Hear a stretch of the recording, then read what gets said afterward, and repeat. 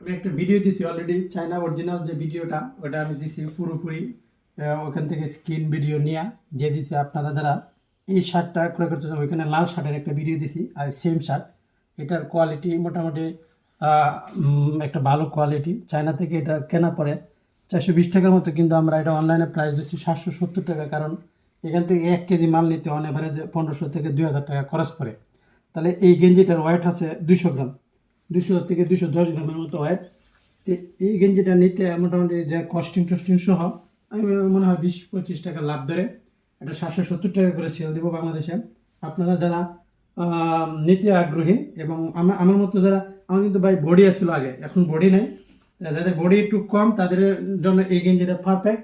আবার যারা মনে করেন যে আপনার একটু মোটা তাদের জন্য হয়তো আর একটু ডাবল এক্সেল নিতে হবে। আমার এক্সেলই হয়।